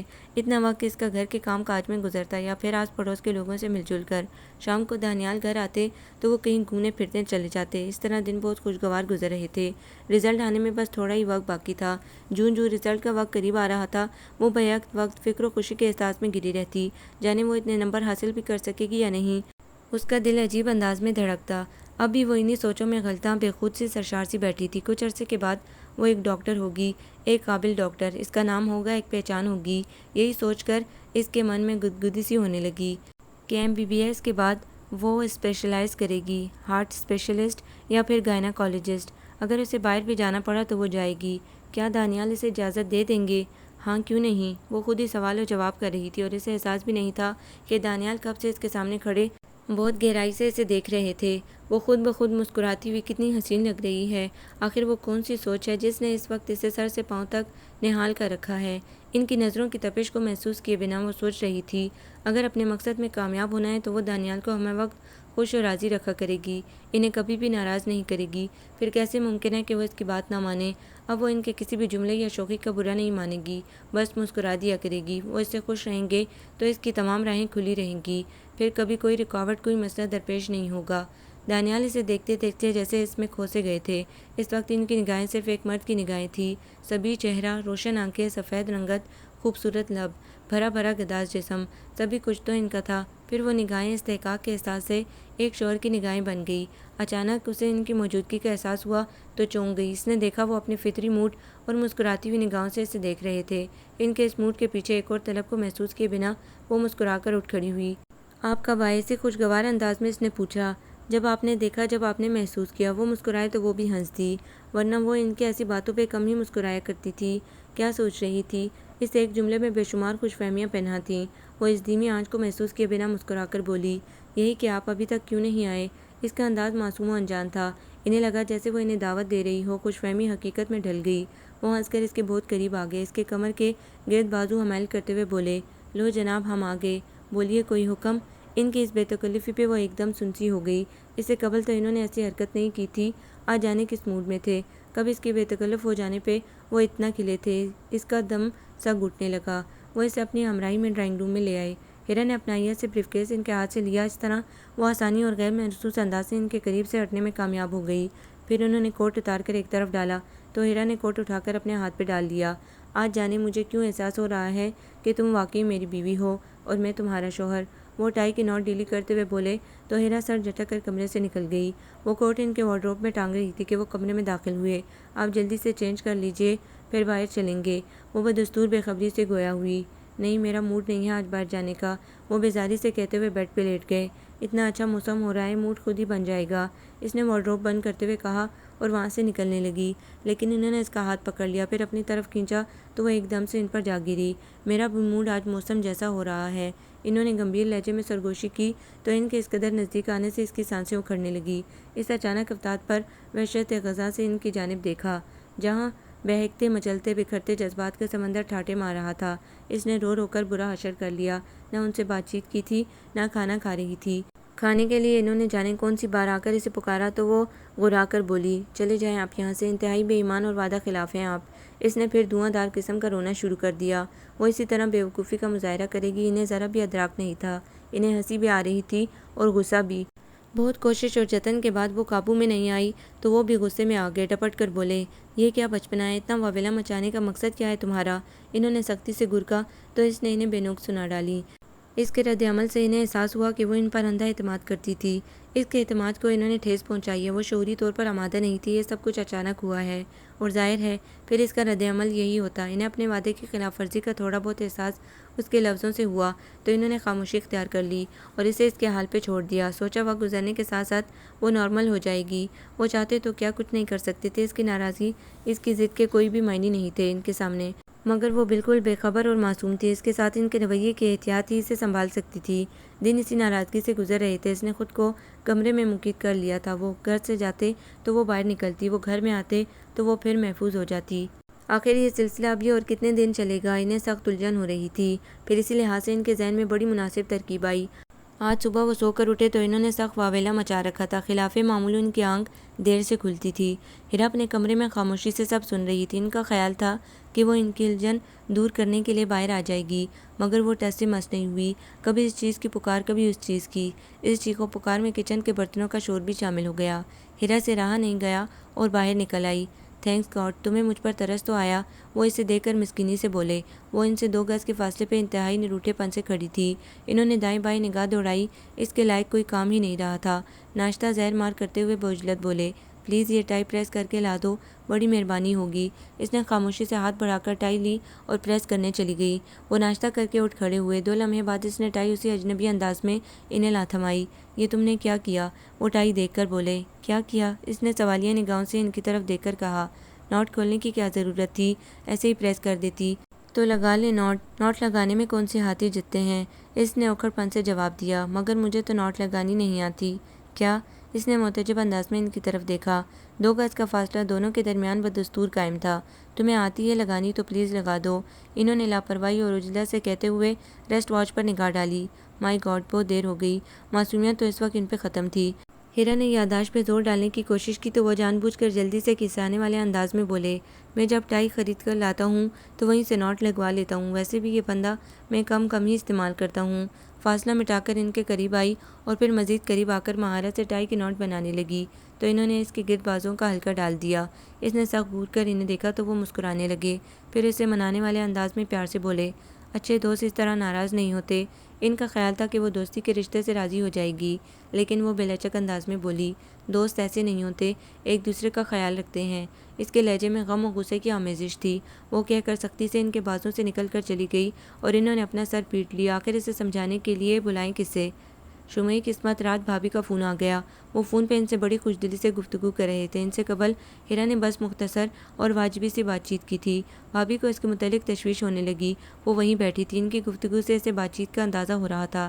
شاید بھابھی نے اس کی طبیعت کے متعلق پوچھا تھا۔ انہوں نے موقع غنیمت جانا، ہنس کر بے تکلف سے انداز میں کہنے لگے، طبیعت تو ٹھیک ہے، منہ ٹھیک نہیں ہے، ہاں سخت ناراضگی چل رہی ہے۔ وہ اس کی طرف دیکھ کر بولے۔ وہ منہ پھیر کر ٹی وی کی طرف دیکھنے لگی۔ جانے بھابھی نے کیا کہا تھا؟ وہ زور زور سے ہنس رہے تھے۔ لہجہ شوخیوں سے بھرپور تھا۔ نہیں، زیادہ تو تنگ نہیں کرتا، صرف ایک بار تنگ کیا تھا، موڈ آج تک بحال نہیں ہوا۔ ان کی اس بے باکانہ گفتگو پہ ہیرا کے اندر سنسنی سی دوڑ گئی۔ شرم سے وہ اپنی جگہ کٹ کے رہ گئی۔ جانے وہ کیا کچھ کہہ دیتے۔ وہ لمحہ بھی ضائع کیے بغیر اٹھی اور لائن کاٹ دی۔ سخت شاکی نگاہوں سے ان کی جانب دیکھا تو وہ ڈٹھائی سے مسکرائے چلے جا رہے تھے۔ جب تک دوستی نہیں کرو گی یوں ہی پرچار کرتا پھروں گا، بلکہ فون کر کر کے سب کو بتا دوں گا۔ بے بسی کے احساس سے اس کی آنکھوں میں آنسو امڑ آئے۔ گہرا سانس بھر کر اس نے خاموشی اختیار کر لی اور یہی خاموشی صلح کی نشاندہی کر رہی تھی۔ جلد ہی اس کا رزلٹ آ گیا۔ اس نے شاندار نمبروں سے کامیابی حاصل کی تھی۔ اس کی خوشی کا کوئی ٹھکانہ نہیں تھا۔ میرٹ حاصل کرنے پر دانیال نے اسے بہت مبارکباد دی اور ساتھ خوبصورت سا گفٹ بھی، تو وہ پھولے نہیں سمائی۔ گھر سے دڑا دڑ مبارکباد کے فون آ رہے تھے۔ ابا نے اسے بہت مبارکباد دی تھی۔ وہ پچھلے دنوں کی ساری ناراضگی اسی خوشی میں بھول چکی تھی۔ دانیال نے اسے آگے ایڈمیشن دلا دیا۔ MBBS کا پہلا سال تھا۔ کچھ عرصے بعد اس کی طبیعت خراب ہو گئی۔ اس نے خاص پرواہ نہیں کی، حالانکہ وہ ڈاکٹری پڑھ رہی تھی، لیکن یہی سمجھتی رہی کہ زیادہ بھاگ دوڑ اور محنت کی وجہ سے وہ نقاہت اور تھکان محسوس کر رہی ہے، لیکن دانیال زبردستی سے ڈاکٹر کے پاس لے گئے۔ اس کے تو فرشتوں کو بھی خبر نہیں تھی کہ وہ ماں بننے والی ہے۔ جیسے ہی ڈاکٹر کے منہ سے اس نے یہ خبر سنی، سن رہ گئی، جبکہ دانیال کی خوشی کا کوئی ٹھکانہ نہیں تھا۔ بس نہیں چل رہا تھا کہ کیا کر ڈالیں۔ گھر آ جانے کے بعد بھی اس کی وہی کیفیت تھی، بالکل خاموش اور حیران۔ ایک دم سے یہ سب کیا ہو گیا تھا؟ وہ چاہتی کچھ تھی، ہو کچھ گیا تھا۔ زندگی کا رخ اچانک اس کی سوچ کے برعکس کسی اور طرف مڑ گیا۔ اس حادثے نے اس سے سب کچھ چھین لیا تھا۔ سارے خواب بکھر گئے تھے۔ نہ غم تھا، نہ خوشی، نہ اب کسی چیز کی جستجو تھی، اور نہ انتظار۔ ایک دم سے جیسے سب کچھ ختم ہو گیا تھا۔ اسے اس وقت بڑے حساس طریقے سے سمجھانے کی ضرورت تھی۔ دانیال اس کی کیفیت سمجھتے ہوئے اسے سمجھا رہے تھے، اگر تم میں ہمت ہے تو پڑھائی جاری رکھ سکتی ہو، ورنہ کیا رکھا ہے پڑھائی میں؟ میں تو کہتا ہوں چھوڑو، گولی مارو، ٹھاٹھ سے گھر میں رہو، آرام کرو، اور دیکھو کوئی کام کرنے کی ضرورت نہیں ہے۔ اس وقت تمہارا آرام سب سے ضروری ہے۔ کہو تو فی الوقت امی کو فون کر دوں، وہ آ جائیں گی، یا پھر وہیں چلتے ہیں۔ وہ اس کی دلجوئی اپنے انداز میں کر رہے تھے، اور وہ چپ چاپ مانندے بتا بیٹھی تھی۔ ایسا لگ رہا تھا جیسے ایک دوست نہیں، خالص شوہر اسے سمجھا رہا ہو۔ دیکھو شادی کے بعد یہی سب ہوتا ہے، تم زیادہ فکر نہیں کرنا، میں ہوں نا تمہارے ساتھ۔ دیکھو یہ تمہارے لیے بھی بہتر ہے، اور آنے والے کے لیے بھی۔ سمجھو تمہارے نصیب میں اتنی ہی تعلیم تھی۔ وہ اپنی خواہشوں کا گلا گھٹتے ہوئے بے بسی سے دیکھ رہی تھی، اور ان کے بہلاووں پہ نادیدہ خون کے آنسو بہا رہی تھی۔ دانیال نے جیسے ہی گھر اطلاع کی، امی آن پہنچی۔ گائے بگائے سب آتے جاتے رہے۔ اس حالت میں یونیورسٹی جانے کے احساس سے وہ 100 بار خود ہی شرم سے گڑ گڑ کر مرتی رہی، اور پھر اس نے خود کو وقت اور حالات کے دائرے پہ چھوڑ دیا۔ لیکن آس کا دامن نہیں چھوٹا۔ ایک کسک اور خلش اس کے اندر ہی اندر سلگتی رہی تھی۔ امید کی شمع بجھی نہیں تھی، اور پھر وہ دن بھی آ گیا جب ان کے آنگن میں ایک ننھا منا سا پھول کھلا۔ بیٹے کی ولادت نے دانیال کو سرتاپا نہال کر دیا تھا۔ سب کے چہروں پہ طمانینت بھرا تبسم تھا۔ زندگی اور موت کی کشمکش سے نبض آزما ہو کر جب اس نے آنکھیں کھولی تو پہلو میں ننھے منھے معصوم وجود کو دیکھ کر ممتا کے احساس سے سرشار ہو گئی۔ سب کچھ بھول کر اسے اپنے بازو میں بھینچ لیا۔ کچھ دن بعد وہ ہاسپٹل سے گھر آ گئے۔ امی اسے بچے کو اٹھانے بٹھانے، دودھ پلانے کے طریقوں سے گائے بگائے واقف کرتی رہیں، اور وہ جیسے اس ننھے وجود کی مصروفیات میں ممتا میں مدفن ہوتی چلی گئی۔ وقت اسی آہستہ خرامی سے سفر طے کر رہا تھا۔ ارسلان 2.5 سال کا ہوا تو وہ پھر امید سے ہو گئی۔ 2.5 سال کا عرصہ کس طرح گزرا پتہ ہی نہیں چل سکا۔ وہ جب طلب میں آگے بڑھنا چاہ رہی تھی، منزل اس سے اتنا ہی دور بھاگ رہی تھی۔ دوسرے بچے کی ولادت کے بعد اسے احساس ہوا کہ وہ کیا تھی اور کیا ہو گئی ہے۔ یہ زندگی اس کی تھی، اور گزار کون رہا تھا، وہ کیا ہے اور کس لیے ہے۔ حنان ارسلان سے کم صحت مند تھا، اس لیے اس نے زیادہ توجہ اور محنت طلب کی۔ پھر اس کی خود اپنی صحت بھی کافی خراب ہو گئی تھی۔ دانیال بچوں کی دیکھ بھال ذمہ داری میں بھرپور حصہ لیتے تھے۔ انہیں ہیرا کی صحت کے بارے میں بھی فکر تھی۔ جبھی انہوں نے بچوں کے لیے مستقل آیا کا انتظام کر لیا۔ گھر میں کام کے لیے ملازمہ کا علیحدہ بندوبست تھا، لیکن ان سب سہولتوں اور دانیال کی توجہ کے باوجود وہ ان سے کھنچتی چلی گئی۔ تمام تر توجہ بچوں پہ تھی یا پھر گھر پہ۔ دانیال اس سے کوآپریٹ کرتے رہے۔ آج جب وہ ڈاکٹر کے کلینک سے اپنا چیک اپ کرا کے نکلی تو ہاسپٹل کے کوریڈور میں اپنی سابقہ کلاس فیلو کو دیکھ کر حیران رہ گئی۔ سائرہ ڈاکٹر بن گئی تھی، حالانکہ اس کے تو نمبر بھی اس سے کم آئے تھے۔ سائرہ نے اسے دیکھا تو فوراً ہی پہچان گئی۔ ہیرا تم یہاں کیسے؟ اس کی خوشی دیدنی تھی، جبکہ وہ خود عجیب سی کیفیت کا شکار تھی۔ سائرہ اسے اپنے روم میں لے گئی۔ وہاں 2-3 کلیگ اور سے ملاقات ہوئی۔ دیر تک نشست جمی رہی۔ سب ابھی تک غیر شادی شدہ تھی، اپنے خوابوں کی تعبیریں پا چکی تھیں، اور وہ اس کے اندر ہی اندر بہت کچھ ٹوٹتا اور بکھرتا رہا۔ نبیلہ اس سے کہہ رہی تھی، شادی کے بعد بہت بدل گئی ہو تم، بہت کم بولنے لگی ہو۔ شادی سے پہلے تو بہت بولتی تھی۔ تو وہ بس مسکرا دی۔ اور سناؤ آج کل کیا کر رہی ہو؟ تمہارے تو بڑے اونچے خواب تھے، اور نمبر بھی تمہارے تو اچھے آئے تھے، بلکہ ہم سب سے اچھے۔ پھر تم نے پڑھائی جاری کیوں نہیں رکھی؟ سائرہ نے پوچھا تو وہ بس تلخ مسکراہٹ کے ساتھ ہنس دی۔ کیا کرتی ہوں، بچے پالتی ہوں یا پھر شوہر پرستی؟ اس کے علاوہ بھی ہمارے معاشرے میں عورت کچھ کر سکتی ہے؟ تو سب بے اختیارانہ اس کی بات پہ ہنس دی۔ کتنی بے فکری محسوس ہوئی تھی انہیں۔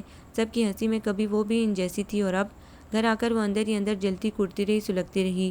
کیا وہ صرف ایک مرد کی طلب پوری کرنے کے لیے پیدا کی گئی ہے؟ کیا اس کی اپنی کوئی زندگی نہیں ہے؟ اس کے اندر آگ بھڑکنے لگی۔ تمام دوستوں سے جلن و حسد محسوس ہو رہی تھی۔ دل چاہ رہا تھا دانیال سے جی بھر کر لڑے، ان سے اپنے وہی دن واپس مانگے جو انہوں نے اس گرفتاریوں کے سپرد کروا دیے تھے، لیکن وہ وقت اب لوٹ کر آ سکتا تھا۔ وہ دانیال سے شعوری طور پہ دور بھاگنے لگی۔ وہ قریب آتے تو اسے اپنی محرومیوں پہ شدت سے رونا آتا۔ دل چاہتا انہیں ایسی ایسی تکلیفیں دیں کہ انہیں احساس ہو انہوں نے اس کے ساتھ کیا کیا ہے، انہیں بھی احساس ہو کہ محرومی کیا ہوتی ہے۔ وہ ہمہ وقت خائف اور الجھی رہنے لگی۔ بچوں کے لیے تو وہ ایک مشفق ماں تھی، لیکن شوہر کے لیے لاحاصل ہوتی چلی گئی۔ وہ مذاق بھی کرتے تو اسے برا لگتا۔ دانیال نے کبھی اس معاملے میں گہرائی سے غور و فکر کرنے کی ضرورت محسوس نہیں کی۔ کہ اس کا رویہ ایسا کیوں ہے، اور وہ اسی بات سے متنفر تھی کہ وہ سراسر اس کے ماضی کو فراموش کر چکے تھے۔ سب کچھ جاننے کے باوجود بھی انہوں نے کبھی پلٹ کر اس موضوع پہ بات ہی نہیں کی تھی۔ وہ پیار سے اس کی طرف دیکھتے بھی تو اسے انتہائی خود غرض اور مطلب پرست انسان معلوم ہونے لگتے، نازک احساسات سے عاری اور بے حس۔ صرف ایک مرد، وہ زندگی کی اس تبدیلی سے کمپرومائز نہیں کر پائی۔ وہ سمجھتے رہے کہ زندگی کی یکسانیت اور برڈن کا شکار ہو کر اس کی ذہنی کیفیت ایسی ہوتی جا رہی ہے، تو انہوں نے اس کے بارے میں تبدیلی کا سوچا۔ وہ کچھ عرصے سے نوکری کی اجازت مانگ رہی تھی، پڑھائی جاری رکھنا تو اب اس کے لیے ممکن نہیں تھا۔ اس سے بنے بنائے ماحول سے نکلنے کے لیے اس نے یہ قدم اٹھایا تو دانیال نے اسے اجازت دے دی، صرف اس کی خوشی کی خاطر، وگرنہ اس کی ضرورت نہیں تھی۔ 1 سال سے اب وہ اس کمپنی میں نوکری کر رہی تھی، اسی کمپنی میں جہاں دانیال تھے۔ دانیال کا خیال تھا کہ وہ دوہری ذمہ داری کو بااحسن طریقے نبھا سکے گی اور انحراف کرے گی، لیکن اسے کام کرنے میں مزہ آیا تو اس نے نوکری کا سلسلہ سنجیدگی سے جاری رکھا، جبکہ دانیال سنجیدہ نہیں تھے۔ کچھ عرصے سے اسے اپنے ڈپارٹمنٹ میں منتقل کرا لیا تھا۔ وہ ان سے دور بھاگنے کے لیے گھر سے نکلی تھی، لیکن انہوں نے پھر اسے اپنے ہی حصار میں مقید کر لیا تھا۔ وہ گھر کی زیادتیوں کا بدلہ اس سے آفس میں آ کر لیتے تو اس کا بس نہیں چلتا کہ کیا کر ڈالے۔ ان کے ساتھ گھر میں اور بھی بدسلوکی کرتی۔ اس انتقامی کارروائی نے پورے ڈپارٹمنٹ میں ان کا اچھا خاصا اسکینڈل بنا دیا تھا۔ چونکہ کمپنی کا فرسٹ اصول تھا کہ لیڈیز ان میرڈ ہوں، اور اس نے خود ان میرڈ ظاہر کیا ہوا تھا، اس لیے کوئی بھی شخص اس بات سے واقف نہیں تھا کہ وہ دونوں میاں بیوی ہیں۔ پھر اسے اسپیشل مراعات میسر تھیں باس کی طرف سے، یعنی وہ بوقت ضرورت گھر بھی چلی جاتی، چھٹیاں بھی کر لیتی۔ ان باتوں سے بھی تصدیق کی ہوئی تھی کہ ان دونوں کے درمیان کچھ نہ کچھ ہے ضرور، اور اس بات سے وہ بخوبی واقف تھے۔ جب یہ اپنی منتقلی کے بارے میں سوچ رہی تھی، وہ شام کا کھانا بنانے میں مصروف تھی۔ سنی اس کے پاس کچن میں آ بیٹھا، سبق یاد کر رہا تھا، ساتھ ساتھ باتیں بھی کر رہا تھا۔ ہنی اور دانیال بازار گئے ہوئے تھے۔ ماما آج کل پاپا کی اور ہنی کی بڑی دوستی چل رہی ہے، پاپا جو کہتے ہیں ہنی وہی کرتی ہے، سنی کتاب بند کرتے ہوئے حیرانی سے کہہ رہا تھا۔ ورنہ کبھی پاپا ہنی سے ناراض رہتے تھے، کبھی ہنی پاپا سے روٹھا رہتا، ہر وقت دونوں کے مابین محاذ کھلے ہی رہتے تھے۔ اچانک پتہ نہیں دوستی کیسے ہو گئی۔ دانیال سنتے ہوئے کچن میں داخل ہوئے۔ جناب، 2 سپر پاورز کے درمیان تیسری طاقت نے کچھ ناجائز غلط فہمیاں پیدا کی ہوئی تھیں، جس کی وجہ سے ہر وقت ان کی ٹھنی رہتی تھی۔ سپر پاورز نے تیسری طاقت سے چھپ کر مذاکرات کیے تو یہ تنازع کچھ لے دے کر ختم ہو گیا، اور یوں سپر پاورز ایک دوسرے کے قریب آ گئیں۔ انہوں نے مسکراتے ہوئے ہنی کو کندھے سے اتارتے ہوئے وضاحت پیش کی۔ تیسری طاقت سے مراد ہیرا تھی، جو چپ چاپ چپاتیاں ڈال رہی تھی۔ اس نے اس وضاحت کی تردید و تصدیق نہیں کی۔ وہ خود دیکھ رہی تھی کہ ہنی کو پٹانے کے لیے انہوں نے کس قدر تگ و دیر شروع کر رکھی تھی۔ آخر کامیابی تو انہیں ہونی ہی تھی۔ جو کچھ وہ کہتا وہ فوراً مان جاتے، پھر ان کی بات وہ کیسے نہ مانتا۔ ہر جائز و ناجائز بات مان کر انہوں نے یہ ووٹ اپنی طرف کیا تھا۔ اس نے چپاتیاں ڈال کر چولہا بند کیا، پھر کھانا میز پہ لگایا اور ہاتھ دھو کر بیٹھ گئی۔ ہنی اٹھلا کر کہنے لگا، پاپا میں کل اسکول نہیں جاؤں گا بصدر شوق۔ لقمہ بناتے ہوئے انہوں نے فراخ دلی کا مظاہرہ کیا تو ہیرا تب گئی، خاموشی سے کھانا زہر مار کرتی رہی۔ ان کی ڈیل پہ وہ جتنا سختی کرنے کی کوشش کرتی، ہنی باپ کی طرف اتنا ہی ہوتا جاتا۔ ہنی کی اور دانیال کی دوستی اسے بہت مہنگی پڑ رہی تھی۔ وہ ڈپٹ کر بولی، تم کل اسکول جاؤ گے؟ پاپا نے کہہ دیا، اور بس کل میری چھٹی ہے۔ اس نے ڈٹائی اور لاپرواہی سے کہا تو دانیال مسکرانے لگے۔ ہیرا زچ ہو گئی، ان کی طرف دیکھ کر بولی، بچوں کے لیے اتنا لاڈ پیار صحیح نہیں ہوتا، ماں باپ میں سے کسی ایک کی سختی بچوں پہ ضروری ہوتی ہے۔ تو پھر تم کر لو نہ سکتی؟ میں نے منع تو نہیں کیا، آج سے قبل یہ فریضہ میں ہی انجام دے رہا تھا، اب یہ ذمہ داری تم اٹھا لو۔ انہوں نے شرارت سے مسکراتے ہوئے کہا تو وہ خاموش ہو گئی۔ اس کا دل چاہ رہا تھا کہ وہ چیخ چیخ کر کہے، اپنے مفاد کی خاطر یہ اونچے ہتھ کنڈے آپ کب تک استعمال کریں گے؟ کھانے کے دوران وہ تینوں آپس میں گپ شپ کر رہے تھے اور وہ خاموشی سے کھانا کھا رہی تھی۔ کھانے کے بعد وہ تینوں اٹھ کر لاؤنج میں آ گئے اور اپنا پسندیدہ پروگرام دیکھنے لگے۔ ہیرا بھی کچن میں مصروف تھی کہ فون کی بیل بجی۔ سنی نے فون اٹھایا، پھر ماما کو آواز دے کر ٹی وی کے سامنے بیٹھ گیا۔ دانیال نے ٹی وی کی آواز کم کر دی۔ ہیرا فون سننے آئی۔ فون پہ بات کرتے ہوئے وہ بہت خوش دکھائی دے رہی تھی۔ دانیال نے اس کی گفتگو پہ توجہ دینے کی کوشش کی تو انہیں معلوم ہوا کہ اس نے ڈپارٹمنٹ چینج کرنے کی درخواست دی تھی، جو کہ منظور ہو گئی ہے۔ کل سے وہ کسی اور کے ساتھ کام کرے گی۔ انہیں شدید حیرت ہوئی، اس نے انہیں بتانے تک کی ضرورت محسوس نہیں کی تھی۔ ہیرا فون بند کر کے اپنے کمرے میں چلی گئی تو وہ بھی پیچھے پیچھے آ گئے۔ ہیرا، یہ میں کیا سن رہا ہوں، تم اپنا ڈپارٹمنٹ تبدیل کر رہی ہو؟ جی، اس نے مطمئن سے انداز میں پردے سمیٹے ہوئے کہا۔ مگر کیوں؟ میرے پاس اس کیوں کا جواب نہیں ہے۔ وہ ہنوز لاپرواہ تھی۔ دماغ درست ہے تمہارا؟ وہ ڈپٹ کر بولے، جانے تمہیں کس ڈپارٹمنٹ میں بھیجا جا رہا ہو، وہاں کے لوگ کیسے ہوں، وہاں کا باس کیسا ہو۔ مسٹر دانیال، میں کوئی ٹین ایجر لڑکی نہیں ہوں، اچھی خاصی باشعور، سمجھدار اور 2 بچوں کی ماں ہوں۔ اس نے ان کی طرف رخ کرتے ہوئے اعتماد سے جتلایا تو وہ کہنے لگے، اول تو تمہاری فکر اور شکل سے بالکل نہیں لگتا کہ تم 2 بچوں کی ماں تو کجا میرڈ بھی ہو کہ نہیں۔ پھر لوفر اور اوباش لوگ تو ایجڈ خواتین کو بھی نہیں بخشتے جو انتہائی مجبوری میں ضرورت کے تحت گھروں سے نکلتی ہیں، جن کے چہروں اور وجود پہ افلاس کی داستانیں رقم ہوتی ہیں۔ پھر تم تو بڑی بشاشت سے شکریہ نوکری کر رہی ہو، ویل ڈریس ہو کر جاتی ہو، تمہاری تو شخصیت میں ایسا جادو ہے کہ جھکی ہوئی نگاہیں تک خیرہ ہو جاتی ہیں۔ اگر وہاں کا باس تم پر مر مٹا تو مجھے تو لینے کے دینے پڑ جائیں گے۔ انہوں نے اپنی اصلی بشاشت سے نازک موضوع کا رخ کسی اور طرف موڑا تو وہ تب گئی۔ وہاں کا باس جیسا بھی ہوگا کم از کم آپ سے لاکھ درجے بہتر ہوگا۔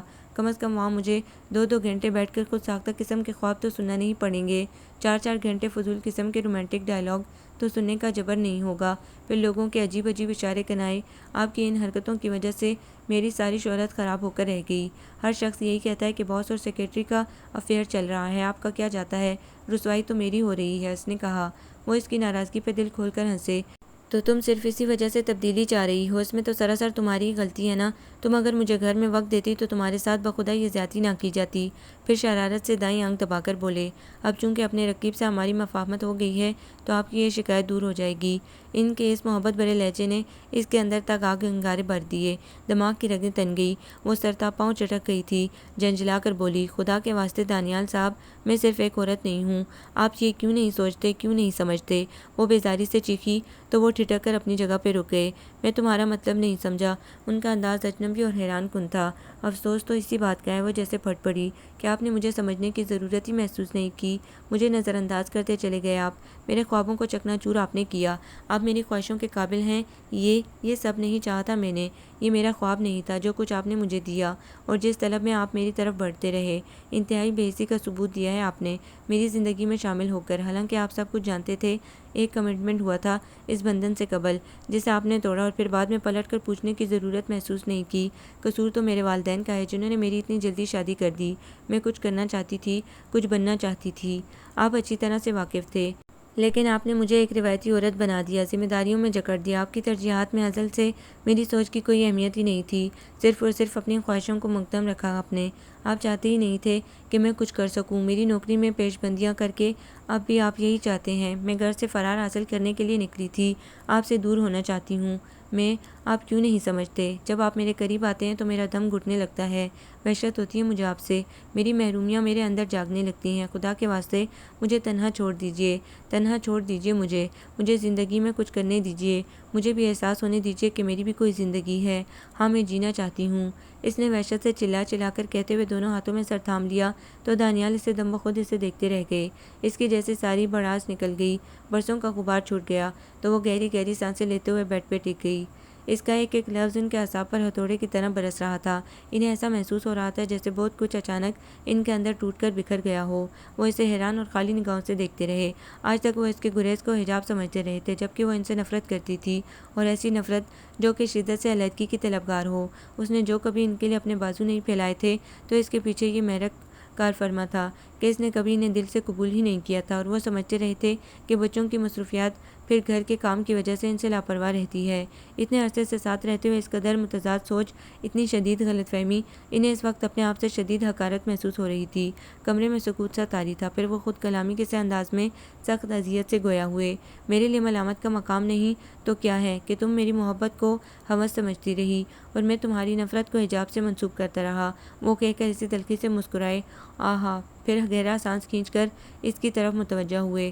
واقعی مجھ سے شدید بھول ہو گئی جو میں نے تمہیں نہیں سمجھا، بہت شدید بھول۔ انہوں نے گہرے دکھ کو ملال سے کہہ کر رخ موڑ لیا، جیسے اس پچھتاوے کا مداوع وہ عمر بھر کر ہی نہیں سکیں گے۔ ان کے اعصاب پہ دھیرے دھیرے بوجھ بڑھنے لگا تو وہ انتہائی تعصب سے دھیمے دھیمے لہجے میں خود کلامی کے سے انداز میں کہنے لگے، میں نہیں سمجھتا تھا کہ تم ابھی تک اسی مقام پر کھڑی ہو جہاں سے ہم نے نئی زندگی کا آغاز کیا تھا۔ وہ کہہ کر خاموش ہو گئے، وہ جیسے ضبط کی انتہا پہ تھے۔ توقف سے پھر اسی انداز میں کہنے لگے، زندگی کی بڑی تبدیلیاں انسان کی سوچ میں تبدیلی، فکر میں گہرائی اور شعور میں وسعت پیدا کر دیتی ہے۔ ان تبدیلیوں کے ساتھ ساتھ خواہشات و ترجیحات بھی بدلتی رہتی ہیں۔ پھر اپنی ذات، اپنے ماضی سے ہٹ کر بہت کچھ انسان کا منتظر ہوتا ہے۔ میں نہیں سمجھ سکا تھا کہ تمہاری ترجیحات صرف اپنے آپ، اپنی ذات تک ہی محدود ہوں گی۔ گھر، بچے، شوہر، ان سب کو تم جبری ذمہ داریاں گردانتی رہو گی، بہت سمجھتی رہو گی، اور کبھی بھی دل سے قبول نہیں کرو گی کہ یہی تمہاری زندگی ہے۔ اور میں بھی نہیں سوچ سکتی لگتی تھی کہ ایک پڑھے لکھے والدین کی اولاد ہو کر آپ کی سوچ اس قدر سطحی ہوگی کہ عورت کا تصور گرہستی کے سوا آپ کے پاس کچھ اور نہیں ہوگا۔ ان جملوں پر ریڑھیوں کے بل انہوں نے اسے گھوم کر دیکھا، پھر سطح اسے دیکھتے ہوئے کہنے لگے، گرہستی عورت کا سب سے خوبصورت تصور و مقام ہے۔ یہی گرہستی عورت کی اپنے شوہر پہ توجہ، اس سے محبت، یہی اس کی سب سے بڑی خوبی، اس کا وقار، اس کا اعزاز ہے۔ پھر مرد معاشرے میں تمام تر توانائیوں کے ساتھ اس کے تحفظ، اس کے رزق کے لیے لڑتا ہے اور لڑتا رہتا ہے۔ یہی قدرت کا نظام ہے اور یہی میں نے اپنے والدین سے سیکھا ہے۔ دھیرے دھیرے ان کا لہجہ تیز ہوتا چلا گیا۔ لیکن تمہارا آئیڈیل اس سے ہٹ کر کچھ اور تھا۔ کچھ کرنا چاہتی تھی تم، کچھ بننا چاہتی تھی تم۔ کون لڑکی ایسی ہے جو تمہاری عمر میں یہ خواب نہیں دیکھتی ہوگی؟ کیا سب کو ان کے کم سنی کے خوابوں کی تعبیریں مل جاتی ہیں؟ افسوس، اتنی کم سنی کے خوابوں میں تم سفر طے کرتی رہی اور قدرت کے فیصلے پہ تم آج تک شاکر نہیں ہو سکی۔ شکر ادا نہیں کیا تم نے کہ تمہیں دو کمانے والے بازوں کا ساتھ، سر پہ چھت اور خوبصورت بچے میسر ہیں۔ وہیں تمہارا مستقبل اور انہی سے وابستہ تمہارے خواب ہیں، بنسبت اس کے تمہیں وہ عورتیں اپیل کرتی رہیں جو صبح مردوں کی طرح گھروں سے نکلتی ہیں، خود کماتی ہیں، ان کے سوشل لائف ہوتی ہے، اپنا حلقہ احباب ہوتا ہے جن میں وہ پہچانی جاتی ہیں اور اسی شہرت کو زیست کا حاصل سمجھتی ہیں۔ یہی چاہتی تھی تم، یہی تمہارے خواب تھے۔ اسی وجہ سے اپنے والدین کو مورد الزام ٹھہرا رہی ہو تم کہ انہوں نے تمہاری شادی جلدی کر دی۔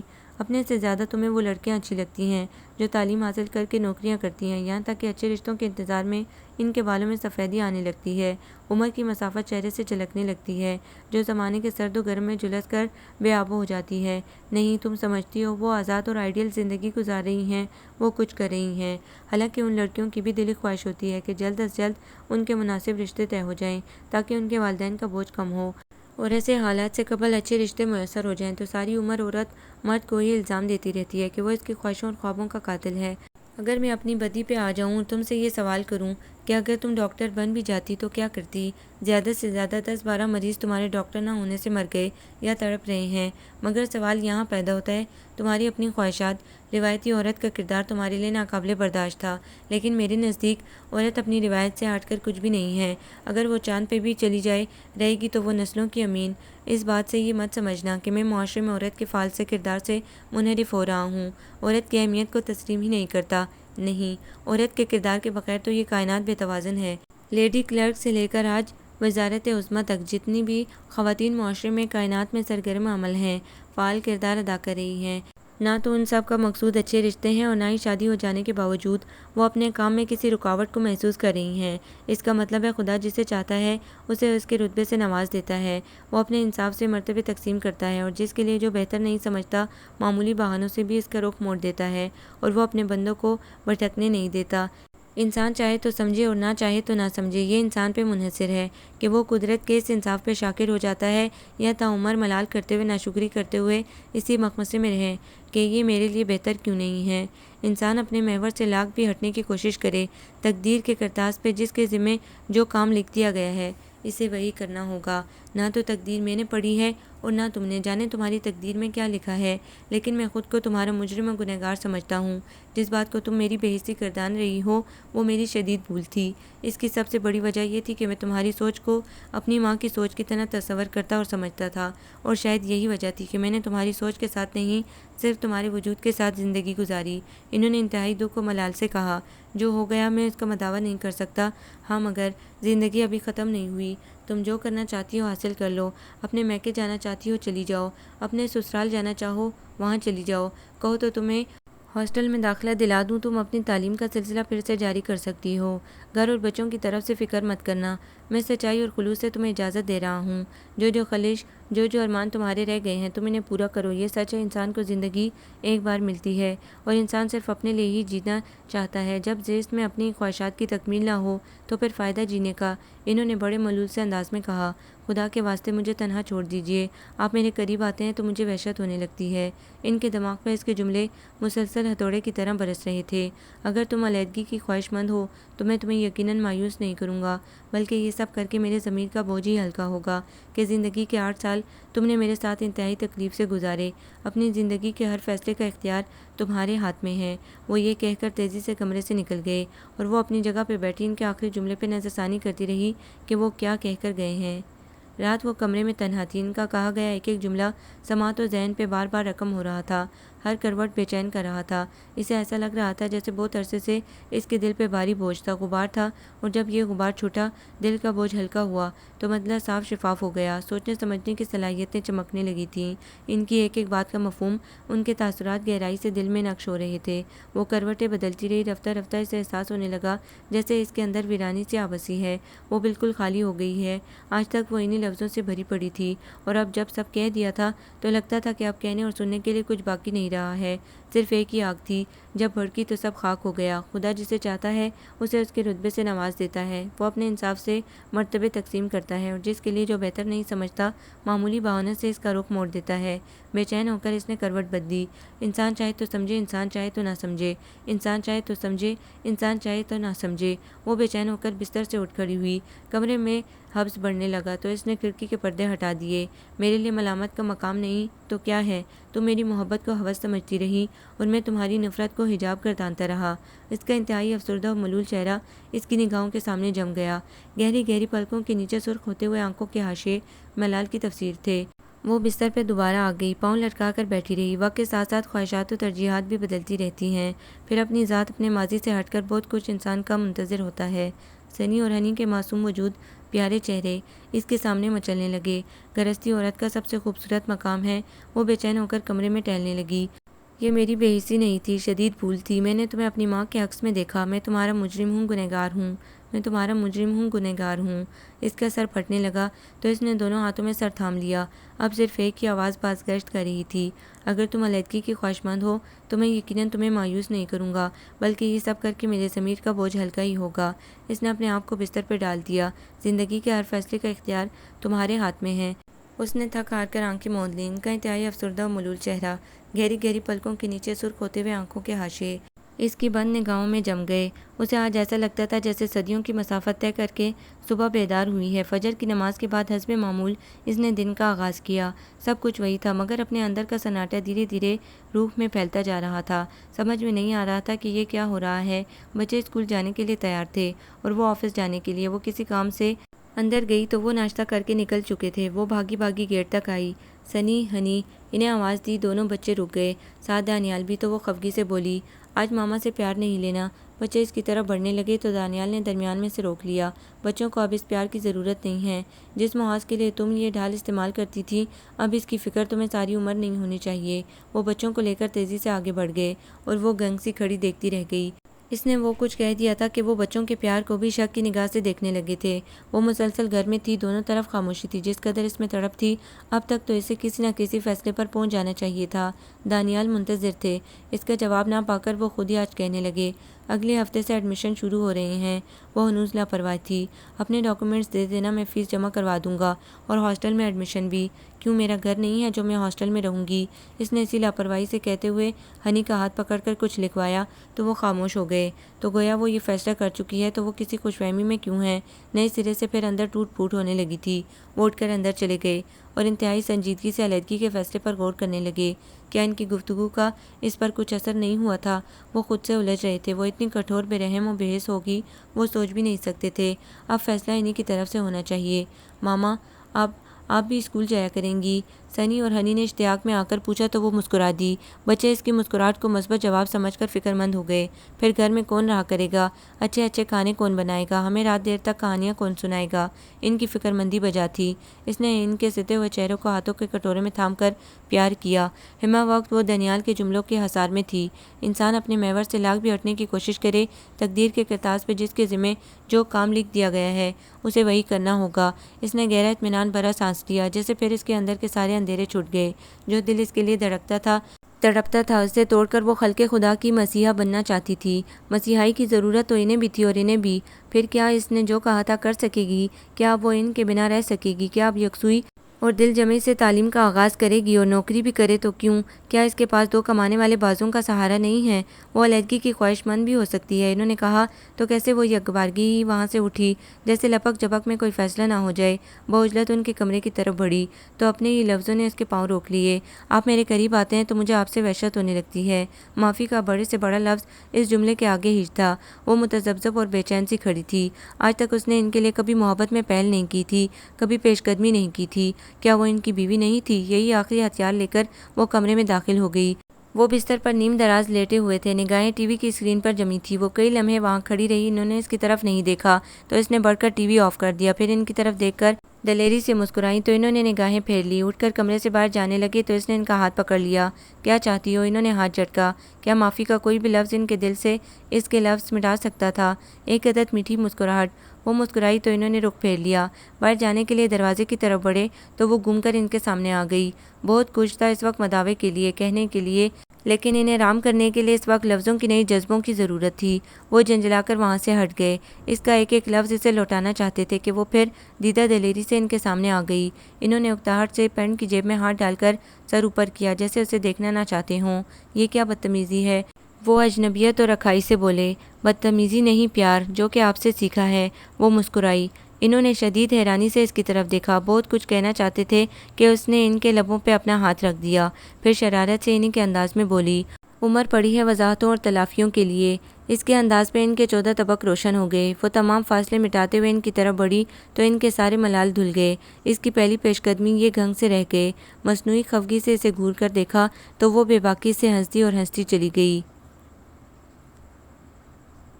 آپ کو یہ ناول کیسا لگا؟ کمنٹس میں اپنی رائے ضرور دیں۔ ہمارے چینل کو لائک کریں، سبسکرائب کریں، شیئر کریں۔